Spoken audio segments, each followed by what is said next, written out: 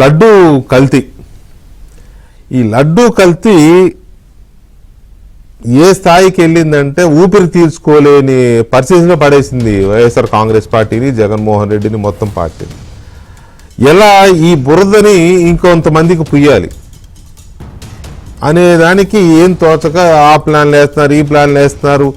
ఏం చేసినా ఏమి వర్కౌట్ అవ్వట్లా, ఎందుకంటే నిజాలు కాదు కాబట్టి.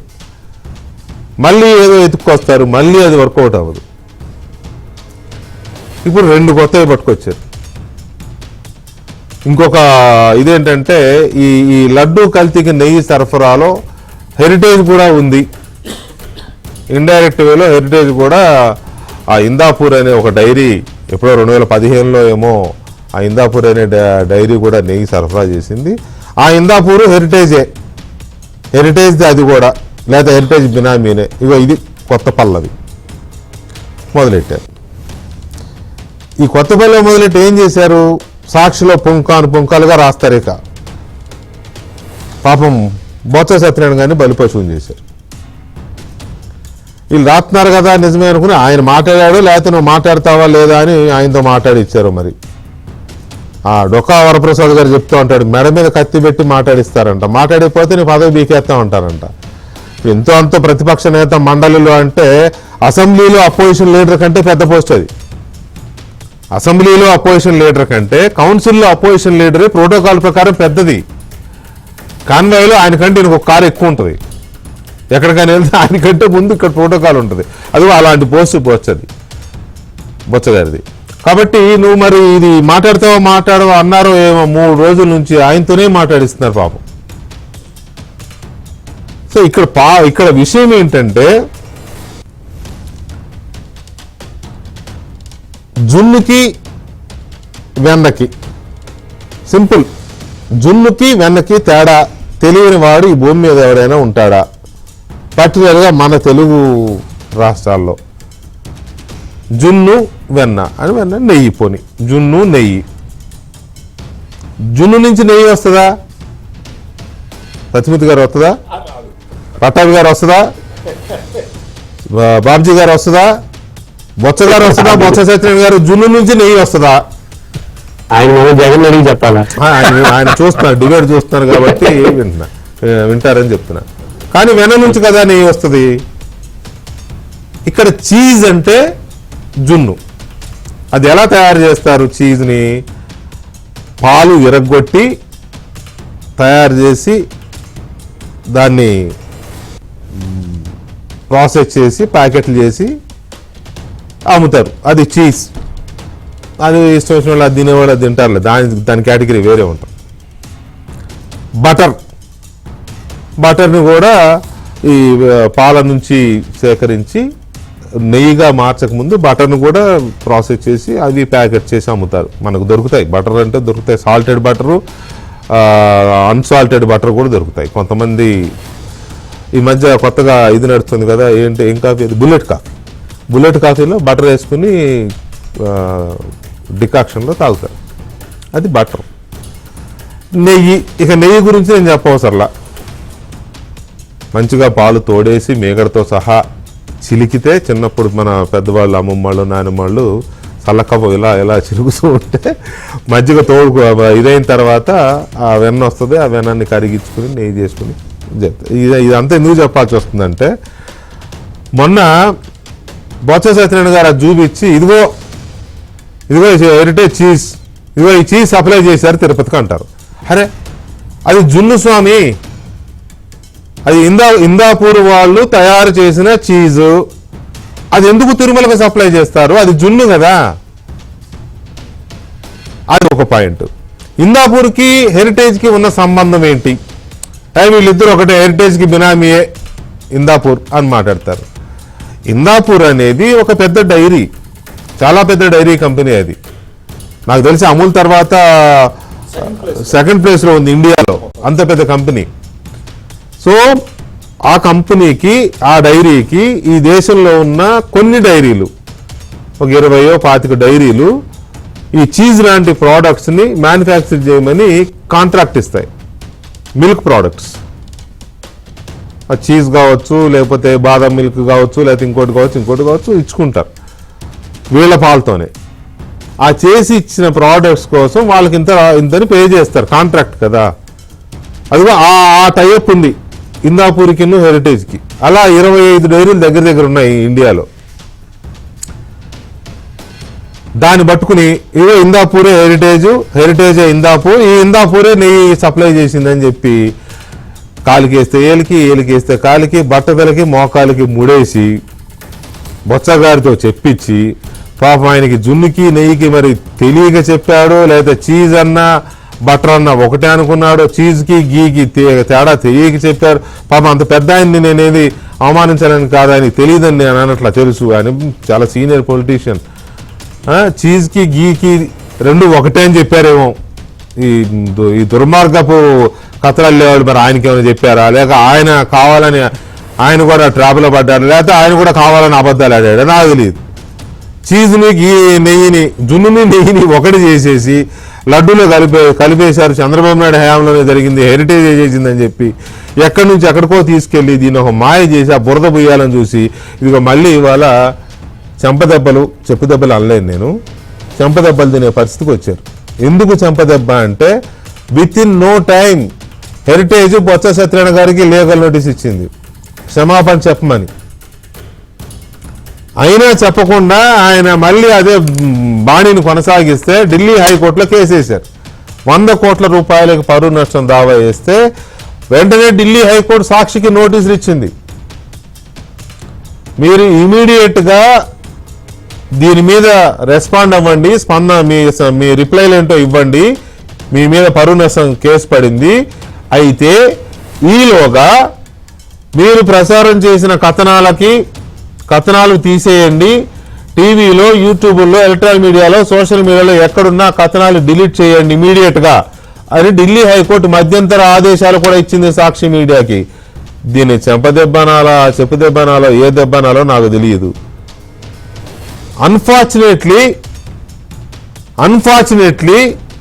హైకోర్టు ఆదేశాలు, ఢిల్లీ హైకోర్టు ఆదేశాలని బ్రేకింగ్లు పడుతూ ఉంటే కూడా జగన్మోహన్ రెడ్డి అదే మాట్లాడుతున్నాడు. అప్పుడు అది ఆ టైంలోనే ప్రెస్ మీట్లో ఇందాపూర్ డైరీ, హెరిటేజ్, జున్ను, నెయ్యి అదే మాట్లాడుతున్నాడు. కింద బిగ్ బ్రేకింగ్స్ పడుతున్నాయి వేరే ఛానల్స్లో, వాళ్ళు ఎయిరు కానీ వేరే ఛానల్స్లో బ్రేకింగ్స్ పడుతున్నాయి, అయినా అదే మాట్లాడాడు ఆయన. అంటే ఎంత ధిక్కారం, ఎంత బరితెగింపు. ఒక పక్క కోర్టు ఆపండి, వేసిన వాటిని వెనక్కి తీసుకోండి అని చెప్పి కోర్టు చెబితే బరి తెగించి మళ్ళీ అవే మాట్లాడాడు ఆయన. అంటే దీని మీద చర్చించకుండా ఊరుకుంటామా? పట్టాభి గారు, వికే గారు, పట్టాభి గారు, ఈ జున్ను నెయ్యి, జున్నేగా చీజ్ అంటే? చెప్పండి. జున్ను నెయ్యి, ఈ జున్నును పట్టుకొచ్చి నెయ్యికి రుద్ది నెయ్యిని తీసుకెళ్లి అదేది డైరీ, ఏం డైరీ ఇప్పుడు అది ఇందాపూర్ డైరీలో జున్నుని తీసుకొచ్చి హెరిటేజ్లో నెయ్యికి అంటగట్టి ఈ రెండు కలిసి తిరుపతి లడ్డూలో కలిపారని ఈ కొత్త స్టోరీ మొదలెట్టారు. అది ఎవరితో? బొత్స సత్యనారాయణ గారితో చెప్పడం మొదలెట్టారు. సో దీని మీద మీ రియాక్షన్ ఏంటి? అంటే ఇందాక మనం మాట్లాడుకున్నట్టు ఒక అబద్ధాన్ని పదే పదే చెప్పి ఏదో ఒక రకంగా ప్రజలు నమ్మించాలని మనం ఎన్ని ప్రయత్నాలు చేసినా వాస్తవాలు అంత స్పష్టంగా కళ్ళెదురుగుండా కనపడుతున్నప్పుడు ఆ అబద్ధాలు మాట్లాడే వాడిని ప్రజలు ఏ రకంగా చూస్తారో ఆ అబద్ధాలకు మేము లోను కాము అని చెప్పి మన ఎన్నికల్లోనే ఎటువంటి తీర్పు ఇచ్చారో మనం చాలా స్పష్టంగా మనం చూసాం. ఇక్కడ ఒక విషయం, అంటే జస్ట్ ఫర్ డిబేట్ చూసే వాళ్ళందరికీ క్లారిటీ ఒక విషయంగా ఇవ్వాలి కాబట్టి చెప్తా ఉన్నా. ఈ బోల్పూర్ డైరీ గురించి మనం ఏదైతే మనం మాట్లాడుకుంటా ఉన్నామో అది ఒక B2B ఎంటిటీ అని, అంటే బిజినెస్ టు బిజినెస్ ఎంటిటీ. అది అంటే దీనిలో మామూలుగా వ్యాపారాల్లో B2B, B2C అని రెండు ఉంటాయండి. B2C అంటే బిజినెస్ టు కస్టమర్, B2B అంటే బిజినెస్ టు బిజినెస్. సో ఈ ధోల్పూర్ డైరీ ఏదైతే ఉందో, ఇందాపూర్ డైరీ, వాళ్ళు చాలా స్పష్టంగా మేము ఒక B2B ఎంటిటీ, అంటే ఒక వ్యాపార సంస్థగా మేము ఇతర వ్యాపార సంస్థలకి మేము ప్రోడక్ట్స్ సప్లై చేస్తూ ఉంటాం. దట్ ఈస్ B2B, ఒక వ్యాపార సంస్థ నుంచి ఇంకో వ్యాపార సంస్థ. అదే B2C అంటే ఒక వ్యాపార సంస్థ నుంచి నేరుగా కస్టమర్స్ కి, అవి B2C. సో ఇందాపూర్ డైరీ అనే వాళ్ళు ఒక B2B ఎంటిటీగా వాళ్ళు దేశంలో ఉన్నటువంటి అనేక వ్యాపార సంస్థలకి వాళ్ళ ప్రోడక్ట్స్ ని వాళ్ళ బ్రాండ్ వేసి సప్లై చేస్తూ ఉంటారు. దానిలో మీరు చూసినట్లయితే వికే గారు చాలా కంపెనీస్ ఉన్నాయి. ఒకటి అమూల్, హెరిటేజ్ సంస్థ ఏ విధంగా అయితే వాళ్ళకి సంబంధించినటువంటి చీజ్ గాని పన్నీర్ గాని ఇటువంటివి వాళ్ళ దగ్గర ప్యాక్ చేయించుకుంటుందో కో మ్యానుఫ్యాక్చరింగ్ యూనిట్ గా, అమూల్ కూడా ఇందాపూర్ వద్ద కొన్ని ప్రోడక్ట్స్ ని వాళ్ళు ప్రొక్యూర్ చేస్తూ ఉంటారు. అంటే ఇవాళ జగన్మోహన్ రెడ్డి అని ఎందుకు స్పెసిఫిక్ గా అమూల్ అంటా ఉన్నానంటే, ఇవాళ ప్రెస్ మీట్ లో జగన్మోహన్ రెడ్డి పదే పదే heritage manufacturing unit, heritage manufacturing unit Indapur, heritage manufacturing unit Indapur అని పదే పదే చెప్తా ఉన్నాడు. మరి అయ్యా జగన్మోహన్ రెడ్డి గారు, మీరు ఆ రోజున ఏరికోరి రాష్ట్రంలోకి తీసుకొచ్చినటువంటి అమూల్, ఆ రోజున అమూల్ కోసం మీరు ఎటువంటి రెడ్ కార్పెట్లు వేశారో, ఇక్కడ ఉన్నటువంటి సహకార రంగంలో ఉన్నటువంటి డైరీలన్నింటినీ కూడా తొక్కేయాలన్న ఒక కుట్రలో భాగంగా మీరు ఏరికోరి తీసుకొచ్చినటువంటి అమూల్ కూడా ఇందాపూర్ దగ్గర ప్రోడక్ట్స్ తీసుకుంటుంది. సార్ మీరు దమ్ముంటే అమూల్ మ్యానుఫ్యాక్చరింగ్ యూనిట్ ఇందాపూర్ అని చెప్పండి. మీరు చెప్పగలరా? Amul is procuring products from Indapur, మీరు అమూల్ మ్యానుఫ్యాక్చరింగ్ యూనిట్ ఇందాపూర్ అని మీరు ప్రెస్ మీట్ లో మీరు మాట్లాడగలరా? And challenging you Jaganmohan Reddy. Amul కూడా అక్కడే ప్రోడక్ట్స్ వాళ్ళు ప్రొక్యూర్ చేస్తా ఉన్నారు. అంతేకాకుండా Dodla dairy, mother dairy, Zomato, DMart, ఇట్లా అనేక సంస్థలు, పతాంజలి, బ్రిటానియా, వీళ్ళందరూ ఇందాపూర్ దగ్గర ప్రోడక్ట్స్ కో మ్యానుఫ్యాక్చరింగ్ చేయించుకుంటా ఉన్నారు. చేయించుకున్నంత మాత్రాన బ్రిటానియా కంపెనీ అయిపోద్దా ఇందాపూర్? పతాంజలి బాబా రామ్దేవ్ గారి కంపెనీ అయిపోద్దా ఇందాపూర్? ఏం మాట్లాడుతున్నారు సార్ మీరు? ఏం మాట్లాడుతున్నారు అంటే ప్రజలన్నా అంత ఇదిగా కనపడుతున్నారు మీకు? ప్రతిదానికి హెరిటేజ్ పేరు తగిలిచ్చేసి మీ ఇష్టానుసారం మాట్లాడు. So that is B2B. Indapur as a business entity is supplying various products, is co-manufacturing various products for other business entities. That is B2B. Whereas heritage B2B కాదండి, B2C. అంటే హెరిటేజ్ తన ప్రోడక్ట్స్ నేరుగా కన్స్యూమర్స్ కి supply చేస్తుంది, కానీ ఇంకొక వ్యాపార సంస్థకి B2B బిజినెస్ లో హెరిటేజ్ లేదు. ఇవాళ హెరిటేజ్ లాగా B2C కూడా అనేక డైరీస్ ఉన్నాయి. ఇవాళ జెర్సీ గాని లేదంటే ఈ సంఘం గాని మనం చూస్తున్నటువంటివన్నీ కూడా ఈ dairies, these are all B2C dairies. So ఆ తేడా ప్రజలు కూడా దయచేసి అర్థం చేసుకోండి. Heritage is not a B2B. Indapur వేరాజ్ Indapur is a B2B entity. అందుకనే ఇందాపూర్ దగ్గర అనేక వ్యాపార సంస్థలు వాళ్ళ ప్రోడక్ట్స్ ని ప్రొక్యూర్ చేస్తూ ఉంటారు. రెండోది, ఇందాపూర్ డైరీ మీద అడ్డగోలుగా ఈ ప్రభుత్వం ఏదో మేలు చేసేస్తా ఉంది. 2014-19 మధ్య ఎంత గీ రేటు 2,278-300 రూపాయలకి వస్తే ఇప్పుడు 650 రూపాయలు చేశారు, 660 చేశారు. 2019-24 మధ్య ఇందాపూర్ ఎందుకని టీటీడీ టెండర్ లో పాల్గొనలేదు, ఇప్పుడు వీళ్ళు వచ్చారు కాబట్టి పాల్గొంటుంది, ఇట్లా కూడా మాట్లాడాడు. దీనికి కూడా మనం జవాబు చెప్తాం మీకు. ఇప్పుడు మిల్క్ ప్రొక్యూర్మెంట్ రేట్ ఎప్పుడు ఒకలాగా ఉంటుందండి. 2014-19 మధ్య కౌ మిల్క్ ప్రొక్యూర్మెంట్ రేట్ 17 నుంచి 20 రూపాయల మధ్య ఉందండి. 17 నుంచి 20 రూపాయల మధ్య మనకి cow milk procurement rate dairy. ఇవాళ cow milk procurement rate is 42 rupees per litre, double అయింది. ఇప్పుడు కౌ మిల్క్ 20 రూపాయలకి దొరికిన రోజున 300 రూపాయలకి ఇస్తారు సార్ నెయ్యి. ఇవాళ కౌ మిల్క్ ప్రొక్యూర్మెంట్ రేట్ 42 రూపాయలు కాబట్టి ఇవాళ 660. మీకు పాలతో సంబంధం లేకుండా నెయ్యి తయారు చేసేవాడికి ఇవన్నీ అక్కర్లేదు. అయ్యా జగన్మోహన్ రెడ్డి గారు, మీ పమ్మిలు చేయను. ఇప్పుడు పాలతో మాకు అసలు సంబంధమే లేదు, మేము రసాయనాలు జంతు కొవ్వు మాకు చాలా ఉన్నాయంటే ఏం అక్కర్లేదు సార్. మీ పమ్మిలు చేయను విప్పింగ్ చేయలకి ఏం అక్కర్లా. కానీ ఇందాపూర్ డైరీకి మాత్రం పాలు కావాలి సార్. వాళ్ళ పాలుతోనే మేము నెయ్యి తయారు చేస్తాం. కాబట్టి ఆ రోజున పాల సేకరణ ధర 20 రూపాయలు ఉంది కాబట్టి 300కి ఇచ్చారు. వాళ్ళు 42 ఉంది కాబట్టి 660 రూపాయలకి ఇస్తున్నారు. అదొకటి. రెండోది, 2019-24 మధ్య ఏమైపోయింది ఇందాపూర్ అంటా ఉన్నాడు. మీ కమిషన్లు ఇవ్వలేమని చెప్పారు సార్. మీది మామూలు మీ జే ట్యాక్స్ తప్ప మామూలుదా? ఆ రోజున నందిని డైరీని పరిగెత్తిచ్చారుగా. ఇప్పుడు నందిని ఎందుకు చేతులు ఎత్తేసింది సార్ ఆ రోజున? కర్ణాటక నందిని డైరీ ఫెడరేషన్ మీ హయాంలో ఎందుకు నెయ్యి సప్లై చేయలేకపోయిందంటే మీ కమిషన్లు తప్ప, మీ దోపిడీ తప్ప సార్. వాళ్ళు ఓపెన్ గా స్టేట్మెంట్ ఇచ్చారు కదా, వాళ్ళు స్టేట్మెంట్ ఇచ్చారు, వీళ్ళు అడిగిన కమిషన్ మేము ఇవ్వలేము మేము అందుకనే తప్పుకుంటున్నాం అని చెప్పి ఇచ్చారు వాళ్ళు. మీరు ఏరి కోరి నియమించినటువంటి అయ్యా జగన్మోహన్ రెడ్డి గారు, మీరు ఏరి కోరి జీవో ఇచ్చి నియమించినటువంటి చెన్నప్పన్న గారు కేజీకి నాకు 25 ఇస్తావా 50 ఇస్తావా అని ఢిల్లీలో కూర్చుని దారాలు ఆడుతుంటే ఎవడొస్తాడు సార్? ఎవడొస్తాడు?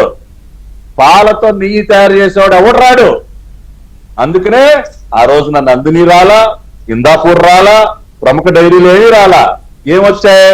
బోలే పాప, వైష్ణవి, ఏఆర్ ఫుడ్స్, ఈ కెమికల్ కి మీకు కావాల్సినటువంటి కెమికల్ కి యానిమల్ ఫ్యాట్స్ వాడి తయారు చేసే గీ వాళ్ళందరూ వచ్చారు. మాకు పాలతో సంబంధం లేదు సార్, మీకు ఎంత కావాలో చెప్పండి, మేము ఎలాగో పాలతో చేయట్లేదు కదా తోసేద్దాం అని చెప్పి అన్ని మీకు తెలిసి ఆ పాపం చేసి ఇవాళ ఆ పాపం బయటపడ్డాక ఈ బురద వెళ్ళే కార్యక్రమం. రైట్. పట్టాభి గారు ఒక నిమిషం పట్టాభి గారు, బాబుజీ గారు దీంట్లో పూర్తిగా ఇరుక్కుపోయారు, జనానికి తెలిసిపోయింది, ప్రజలకు తెలిసిపోయింది, చీకొట్టారు, భక్తులు అసలు వీళ్ళ మొహం చూడడానికి కూడా ఇష్టపడని పరిస్థితిలో ఎలాగైనా దీని నుంచి బయటపడాలి, ఇంకోటికి రుద్దాలి, ఎదురుడికి రుద్దాలి దీన్ని ఎన్నెన్నో కుయుక్తులు. ఆ కుయుక్తులో భాగంగానే జున్నుని తీసుకొచ్చి వెన్నం చేసే ప్రయత్నం. ఏమన్నా ఇది ఉందా పాపం? మరి బొత్స సత్యనారాయణ గారు తెలిసి పడుతున్నాడా, తెలియక పడుతున్నాడా, లేకపోతే ఆయన కూడా మనకెందుకు, మనం కూడా రాజకీయాల్లో ఉండాలి కదా అని మొదలెట్టాడా? నాకు ఇది అర్థం కావట్లేదు సార్. ఇది వికే గారు, ఇప్పుడు మనందరం ఆలోచించేది ఏంటంటే వికృత రాజకీయాలు ఆడడంలో వైఎస్ఆర్సీపీ వాళ్ళు ప్రతినిత్యం కొత్త ప్లాన్లు వేసుకుని ప్రజల ముందుకు వెళ్తూనే ఉంటారు, కన్ఫ్యూజన్ చేయడంలో సిద్ధాస్తులు. ముఖ్యంగా బొత్స సత్యనారాయణ గారు మాట్లాడిన తర్వాత, ప్యాకెట్ చూపించిన తర్వాత ఆయన చీజ్ కి గీకి తేడా తెలియనంత మనిషి అని నేనైతే అనుకోను. మేము చదువుకున్న రోజుల నుంచి ఆయన ఎంఆర్ కాలేజీలో స్టూడెంట్ యూనియన్ లీడర్ దగ్గర నుంచి ఆయన అంచెలంచెలు ఎదుగుతున్న వెనక మేము పనిచేసిన వాళ్ళని. ఆయన గాజుల రేగ నుంచి గాంధీ భవన్ కు వచ్చినటువంటి నాయకుడు, అంత తెలుగు తక్కువడనైతే ఆయన మధ్యలో ఇంకా కొన్ని చెప్పలేదు బాబ్జీ గారు. అయితే లేదు కొద్దిగా ఆ స్థాయిలో మరి మేము కొద్దిగా అభిమానించే నాయకుడు కదండి సత్యమూర్తి గారు. సో ఆ రకంగా వచ్చిన నాయకుడు కాబట్టి ఈ గందరగోళంలో ఆయన్ని గందరగోళం పెట్టారా, లేకపోతే నిజంగా వెనకాతలు ఉన్నాడు గీ ప్యాకెట్ ఇవ్వకుండా చీజ్ ప్యాకెట్ ఇచ్చాడా, ఇది మావాడు తెలియక చెప్పేశాడా అనేది నాకు కనిపించను. ఆ చెప్పిన తర్వాత దానికి స్టిక్కర్ అయిపోయాడా అనేది నాకు తెలియదు. కానీ ఏదేమైనప్పటికీ వైఎస్ఆర్సీపీ వాళ్ళు ప్రజల్ని గందరగోళంలో నెట్టడంలో వాళ్ళు చాలా ప్రయత్నాలు నిరంతరం చేస్తానన్నారు. బొత్స సత్యనారాయణ గారు ఇరుక్కుపోయారు అని అంటే, మా బొత్స సత్యనారాయణ గారు ఇరుక్కుపోవడం ఎలా ఇరుక్కుపోయినా తప్పించుకోవడం సిద్ధేస్తాడు, స్మూత్ గా బయటికి రాగలుగుతాడు ఆయన, అందులో అయితే ఇబ్బంది ఏం లేదు. కానీ ప్రజలు వాస్తవాలు అయితే గమనించారు, వాస్తవాలు గ్రహించారు. ఈ గ్రహించి ఇదంతా కేవలం జగన్మోహన్ రెడ్డి ఆ కుట్రపూర్వకంగా మరి అందరూ ఎలాగైనా తప్పించుకోగలడు మా బొత్స సత్యబాబు గారు అని మీరు అంటే నేను కూడా ఒప్పుకుంటాను దానికి. మామూలుగా ఆయనకున్న చాకచక్యంతో ఇందాక అనుకున్నదే మనం కార్లు అప్పుడు వశిష్ఠ వాహన చాలా తేలిగ్గా బయటకు వచ్చాడు ఆయన అప్పుడు. అయితే ఇక్కడ అది కాదు, ఇప్పుడు కూడా ఆయన హౌస్ లో మాట్లాడితే ఎవరు ఏం చేయలేరు, ఏ నోటీసులు ఇవేం చేయలేవు. ఆయన్ని హౌస్ లో ఆయనకి అది ఉంటుంది. బట్ ఆయన బయట కూడా అదే మాట్లాడాడు. బయట మాట్లాడడం అనేది ఇప్పుడు హెరిటేజ్ నోటీసు, బయట మాట్లాడిన దాని మీద హెరిటేజ్ నోటీస్ ఇచ్చింది ఆయనకి. ఇప్పుడు చెప్పాల్సింది వికే గారు, గ్యారంటీగా ఇప్పుడు చెప్పాలి. ఈ రోజు ఇప్పుడు హౌస్ లో ఏమైంది, అచ్చెన్నాయుడు గారు నిన్న గాని ఈ రోజు గాని మళ్ళీ హోమ్ మినిస్టర్ గారు కానీ నిలదీశారు కదా, మీ గారు ఆధారాలు చెప్పండి, మీకు అసలు ప్యాకెట్ తెలుసా, మీరు ఎలా మాట్లాడారు. ఇప్పుడు మన పట్టాభి గారు చెప్పినప్పుడు B2B అయితే మీరు B2C అనుకొని చెప్తున్నారా, ఇది చర్చ జరిగింది. దీని నుంచి ఐసోలేట్ అవ్వడం కోసం ఎలాగా మార్గం వెతుక్కొని గ్యారంటీగా వాస్తవ సమాధానం చెప్పాలి. ఎందుకంటే వీళ్ళు ఈ తప్పుడు సమాధానం చెప్పి ప్రజల్ని తప్పుగా పట్టించడంలో వీళ్ళు ఘనాపట్టులు అయితే ఉండొచ్చు. కానీ ఈ రోజు గ్యారంటీగా నోటీస్ ఇచ్చిన తర్వాత లీగల్ సైడ్ నోటీస్ ఇచ్చిన తర్వాత ఎందుకు చెప్పరు? చెప్పకపోతే స్టాండ్ అవుతారా? స్టాండ్ అయితే ప్రజలకు క్షమాపణ చెప్తారా? లేకపోతే ఇంకక్కడ ఎలా ఎవరు చెప్తారన్నది తేలుతుంది. ఇందులో ఎక్కడ మనం ఎవరు ఆధారపడాల్సిన అవసరం లేదు. ప్రజలైతే మాత్రం ఇదంతా గందరగోళం సృష్టించడం కోసం చేస్తున్నారు వైఎస్ఆర్సీపీ వాళ్ళు అని చెప్పి నేను అదే ఆలోచిస్తుంటాను. సజ్జల రామకృష్ణారెడ్డి మాట్లాడరు, పెద్దిరెడ్డి ఎందుకు మాట్లాడలేదు, ఇంకొకరు ఎందుకు మాట్లాడలేదు, సత్యబాబుని ఎందుకు ఆ ఆట పావుగా పెడుతున్నారు, ఇందులో సత్యబాబుని గందరగోళంలో తోస్తున్నారా? లేకపోతే ఆయన అసెంబ్లీ బాయ్కాట్ చేశాడు, సత్యబాబుని నువ్వు బాయ్కాట్ చేయాలంటే ఒప్పుకోడు కాబట్టి ఏదో రకంగా సత్యబాబుని బురదలో ఇరికించి ప్రయోజనం పొందాలని జగన్మోహన్ రెడ్డి అనుకుంటున్నాడా? ఇదన్నీ బోల్డ్ అండ్ ప్రశ్నలు నేను కూడా వేసుకుంటున్నాను. ఇందులో చాలా గందరగోళాలు త్వరలోనే బయటకు వస్తాయి. గ్యారంటీగా మండలిలో మాట్లాడాల్సిందే, లేకపోతే లీగల్ నోటీస్ సమాధానం ఇవ్వాల్సిందే, దొరికిపోతాడు. లేకపోతే ఏదేమైనా ఇప్పుడు సత్యబాబు మాట్లాడుతున్న ప్రతి దాంట్లో కూడా ప్రజలు గమనిస్తున్నారు, వాస్తవం కాదా, నవ్వుకుంటున్నారు. ఆ గీకి చీజ్కి తేడా తెలియదా మనిషికి? తెలియకుండా ఎలా ఉంటాడు, తెలియకుండా ఎలా చేస్తాడు? ఎందుకంటే ఆయనకు కూడా అపారమైన అనుభవం ఉంది. రైతుల నుంచి కానీ లేకపోతే ప్రోడక్ట్ నుంచి కానీ. ఆయన డిసిసిబి నుంచి వచ్చాడు, ఆయన అనేక రకాలైనటువంటి సోషల్ వర్క్ నుంచి వచ్చాడు.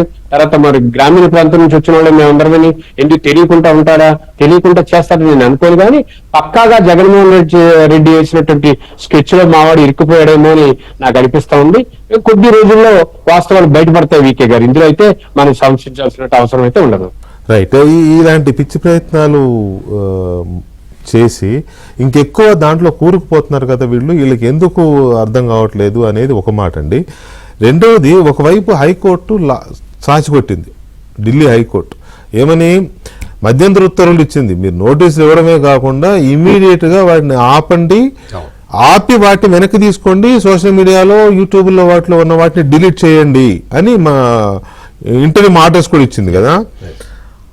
అది నడుస్తుండగా కూడా ఈయన మాట్లాడుతున్నాడు, ఈయన జగన్మోహన్ రెడ్డి గారు. అప్పటి వరకు వికే గారు స్టేట్ బడ్జెట్ గురించి దాని గురించి మాట్లాడాడు. అవును. ఎప్పుడైతే ఢిల్లీ కోర్టు ఆదేశాలు ఇచ్చింది అని ఆయనకి మెసేజ్ వచ్చిందో వాంటెడ్ గా కోర్టు ఆర్డర్ ని డిఫై చేస్తూ మాట్లాడాడు. ఇది నేను అబ్జర్వ్ చేసిన కరెక్ట్ విషయం. అప్పటి వరకు బడ్జెట్ మీద చూడండి చాలా డ్రాగ్ చేస్తూ మాట్లాడాడు. అంటే ఢిల్లీ హైకోర్టు ఆర్డర్ వచ్చే వరకు, అంటే ఏం ఆర్డర్ ఇస్తుంది అని చాలా వెయిట్ చేసి మరీ మాట్లాడాడు. ఇది చాలా మనం అంటే దాన్ని ఏమనాలి, కొంచెం పరుష పదజాలం వాడదామంటే మన సంస్కారం అడ్డొస్తుంది. బరితెగింపుతోటి చేయటం మనం ఇప్పుడు మీడియాలో వాడే పదమే కాదు. ఇండాపూర్ డైరీ, అసలు ఇండాపూర్ డైరీ అంటే పెద్దగా దాని మీద రీసెర్చ్ చేయక్కర్లేదు మీకే గారు. మీరు వెబ్సైట్లోకి వెళ్ళి కొడితే, మా గూగుల్లోకి వెళ్ళి కొట్టినా వస్తుంది. ఇప్పుడు ఈ జెమినైలు ఇవన్నీ ఉన్నాయి కదా, వాటిలో వెళ్ళి కొట్టినా వస్తుంది. అవును, చాట్ జీపీటీలోకి వెళ్ళి కొట్టినా వస్తుంది. అదేంటో అది మొత్తం భారతదేశం మొత్తంలో అమూల్ నెంబర్ 1 ప్లేస్లో ఉంటే నెంబర్ 2 ప్లేస్లో ఉన్నది ఇండాపూర్ డైరీ అండి. అవును, ఇండాపూర్ డైరీ వికే గారు ఇందాక పటాభి గారు చెప్పినట్టు వాళ్ళు కెమికల్స్ తోటి గీ తయారు చేయక్కర్లా.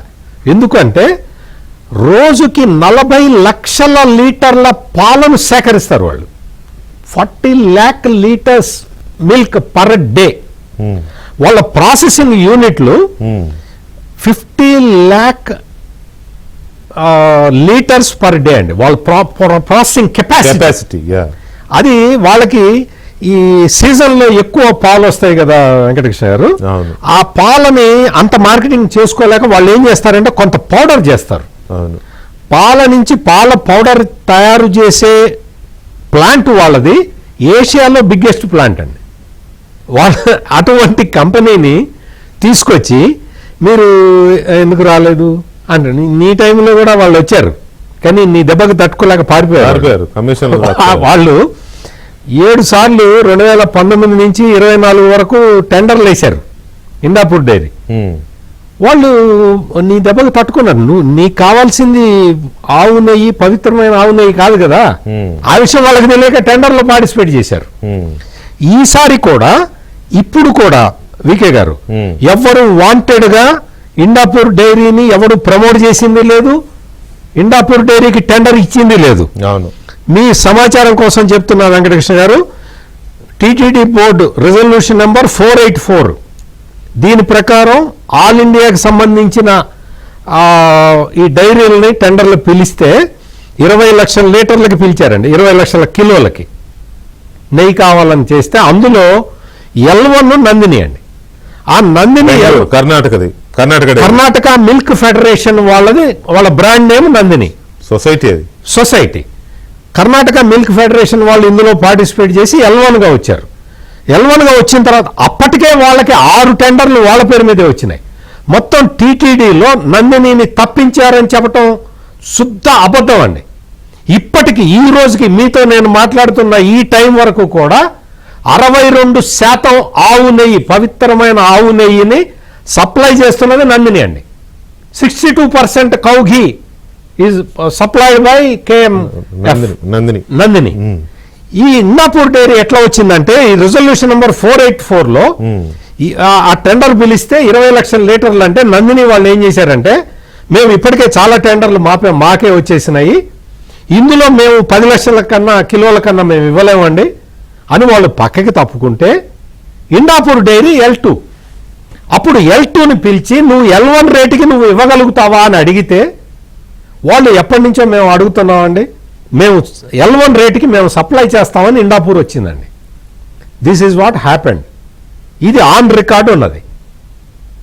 ఇండాపూర్ డైరీకి మీరు దోచిపెడుతున్నారు, ఇండాపూర్ డైరీ ద్వారా హెరిటేజ్ దోచుకుంటున్నదని చెప్పి ఒక ముఖ్యమంత్రిగా పనిచేసిన వ్యక్తి వచ్చి ఇంత అడ్డకోలు వాదనలు వినిపిస్తూ అబద్ధాలు చెప్పటాన్ని ఇంకా అసలు ఏ విధంగా అనుకోవాలి?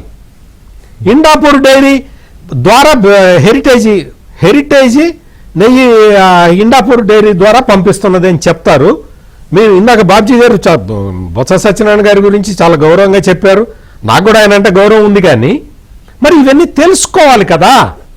నువ్వు బయటకు వచ్చి పబ్లిక్లో చెప్పబోయే ముందర ఈ విషయాలన్నీ తెలుసుకోవాలి కదా. అసలు ఏంటో ఇండాపూర్ డైరీ అంటే ఏంటో తెలుసుకోవాలి కదా. ఇందాక పట్టాభి గారు చెప్పారు B2B అంటే ఏంటో తెలుసుకోవాలి కదా, B2C అంటే ఏంటో తెలుసుకోవాలి కదా. ఇండాపూర్ డైరీ అమూల్కి కూడా ఇస్తుందండి.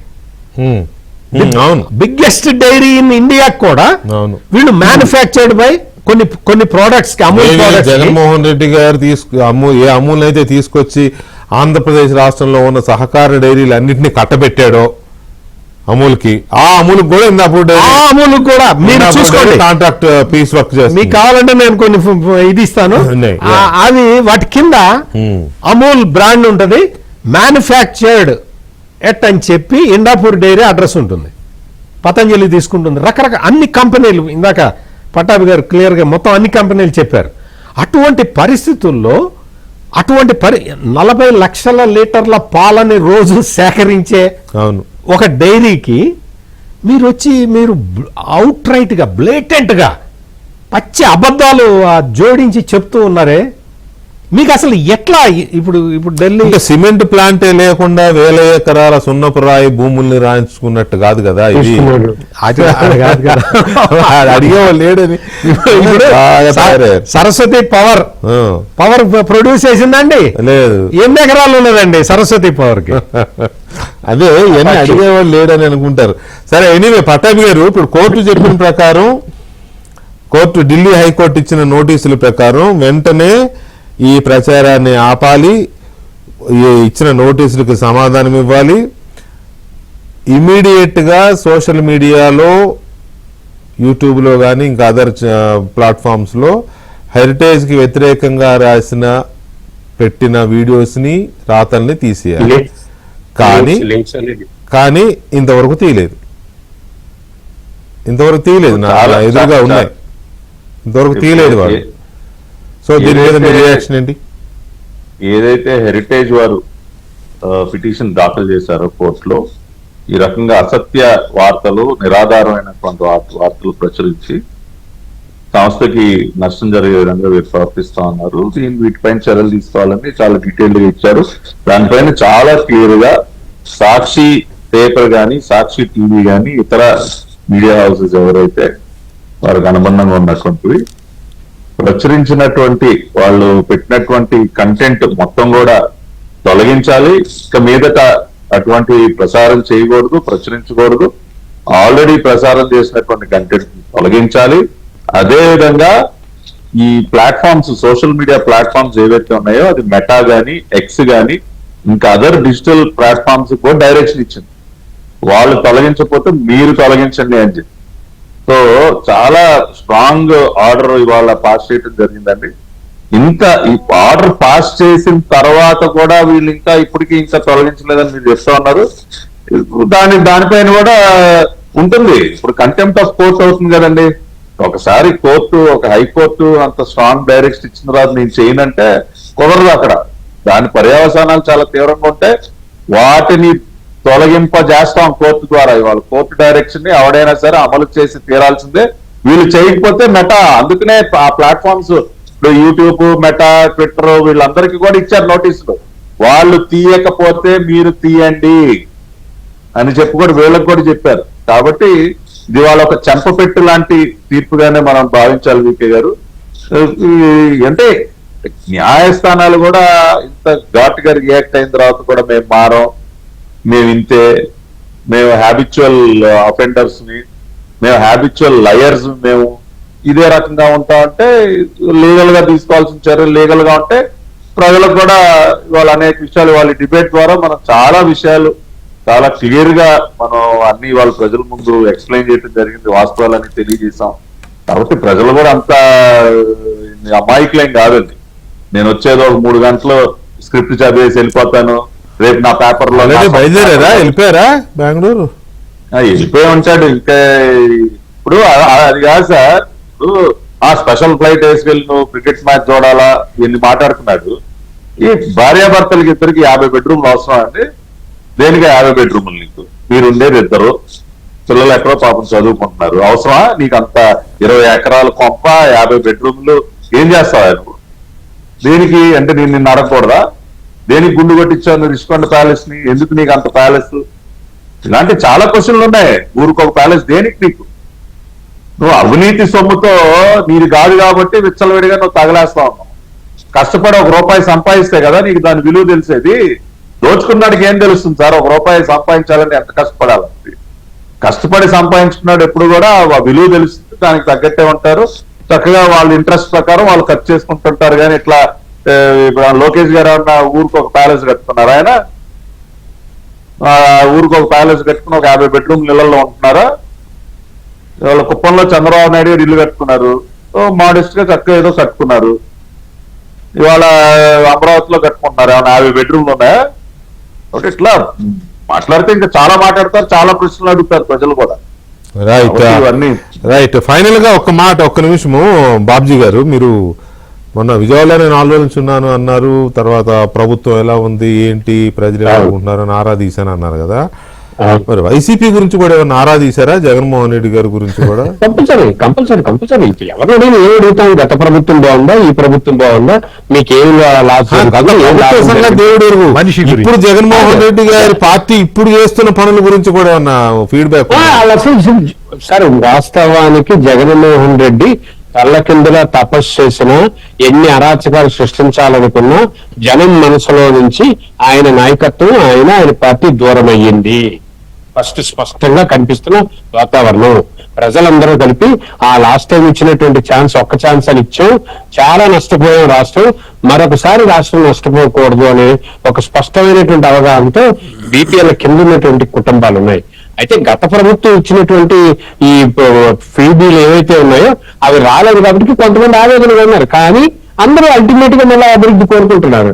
అందుకని మేము తరచు ప్రతి ఒక్కరితో ఎందుకు మాట్లాడుతున్నాం అంటే అన్ని రంగాల మనుషులతోటి అలేమంటున్నారు. మరొకసారి కానీ మళ్ళా ఆయనకు అధికారిస్తే ప్రమాదం అని చెప్తున్నారు, అభివృద్ధి అవసరం అని చెప్తున్నారు. అభివృద్ధితో పాటుగా జరిగిన పరిణామాలు వచ్చేస్తున్నారు. జగన్మోహన్ రెడ్డి గారు చేస్తున్న ప్రతి కార్యక్రమాన్ని నిరసిస్తున్నారు.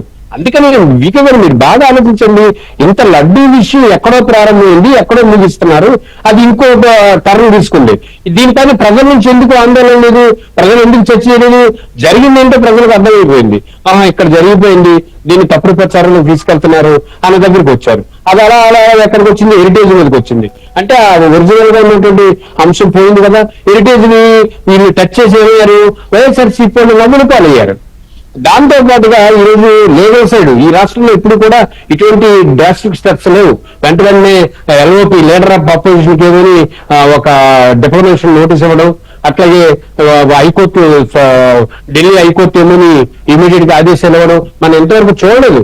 ఇవన్నీ ఎందుకు జరుగుతున్నాయి, ప్రజలు ఇదంతా ఎందుకు గమనిస్తున్నారు అంటే వాస్తవం ఇది కరెక్ట్, ఇది దీన్ని ఎక్కడ ఆపాలని కదా జనం అనుకుంటున్నారు. అది జగన్మోహన్ రెడ్డి గారు ఇది గమనించట్లేదు, పొరపాటు చేస్తున్నారు, ఇంకా ఊబిలో కూరుకుపోతున్నాడు ఆయన. అసలు పొరపాట్లు గవర్నమెంట్ లో పరిపాలనా పరంగా లోపాలంటే ఎత్తి చూపించాలా, మాట్లాడాలి, అది లేదు. అది మానేసి అడ్డగోలుగా వెళ్ళటాన్ని ప్రజలు ఒప్పుకునే పరిస్థితులు అయితే లేరు.